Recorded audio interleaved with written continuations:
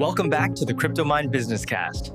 The Brussels effect is this idea that EU regulations effectively become global standards because of the size of the European market. So any non-EU company that wants to sell in Europe has to comply.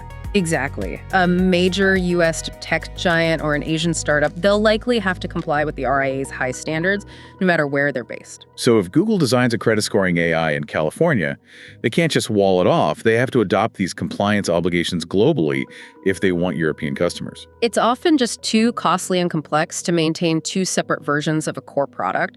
So the highest standard, the RIA standard, becomes the default. And that puts enormous economic pressure on companies worldwide to adapt. It does. Failure to adapt their internal governance will mean massive barriers to entry and crippling penalties. We're talking tens of millions of euros. That's the real story here. The cost of compliance, not just the tech itself, is what's going to determine the winners and losers. Absolutely. We've spent a lot of time defining this legal framework. But the whole process, mapping, measuring, and managing these qualitative risks like bias or dignity, that requires a deep dive into data that goes way beyond spreadsheets. That's a perfect transition because the very methodologies you need to make sense of all this regulatory data, the incident reports, the public comments, the feedback, they mirror the challenges of managing any vast qualitative data set to ensure compliance. Which brings us to another part of our sources, which deals with exactly that process. The process of deriving insight from complex material, the governance of AI requires breaking complexity into themes. Okay, let's unpack this methodology. It's known in research as thematic analysis, and it seems directly relevant to how a compliance officer would have to process all this feedback. Indeed. Thematic analysis is the process of identifying recurring patterns or themes within qualitative data. It's a structured way to make sense of complex, unstructured information, like non-compliance logs. So, if a tech company is using this on incident reports for their high-risk recruitment AI. Right. A report might say, I was denied an interview and the feedback was vague.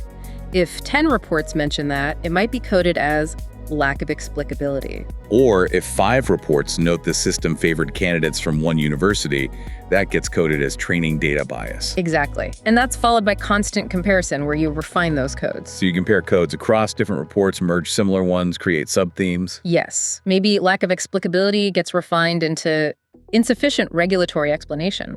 It keeps the analysis grounded in the raw data. And what's fascinating is how these themes interact. Right, they don't exist in a vacuum. They overlap, they complement, they contrast. An incident might show that the training data bias theme led directly to the lack of explicability theme. Because the system couldn't explain why it rejected the candidate without exposing its own bias. And that reveals a much deeper systemic failure than just a technical fault.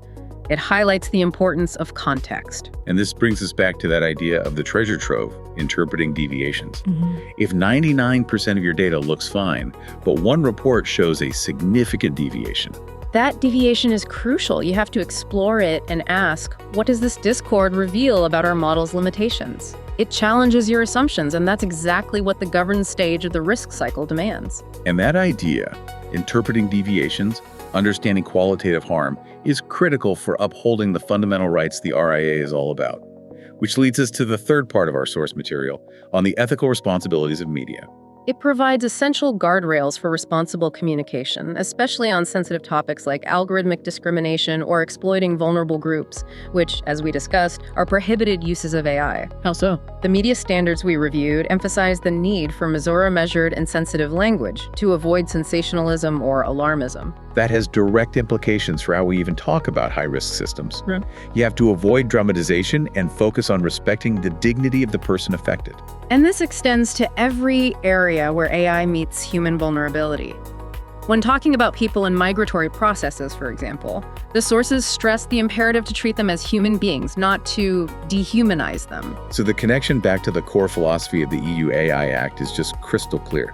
Protecting fundamental human rights. Whether you're talking about algorithmic bias against women in hiring or news coverage of a vulnerable group, the ethical constant is promoting equality and avoiding stereotypes. It's all connected. The guidance is explicit. Avoid linguistic practices that invisibilize people and actively cover achievements to show a society that's transforming. So we have this system of rigorous governance, the RIA and NIST, demanding technical rigor. Yes. We have a methodological tool, thematic analysis, required to interpret the human impact. And we have an ethical compass from these media guidelines reminding us of the core principles at stake. The parallel is inescapable. Governing AI is an exercise in establishing ethical boundaries that force technical rigor.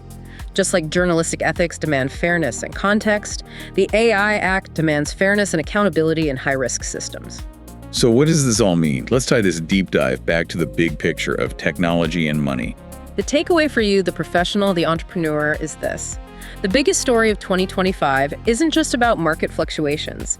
It's about the construction of the legal and ethical framework that will define who builds, deploys, and profits from AI. The EU AI Act, with its risk-based ex-ante approach, isn't just regulating tech, it's regulating risk itself. And companies that fail to adapt their internal governance, that fail to embrace the documentation and bias mitigation demands, will find themselves locked out of major global markets. And for you, the learner, the key is to understand that this complexity requires a measured, rational approach. Don't be swayed by the hype. Focus on the underlying structures of risk and governance.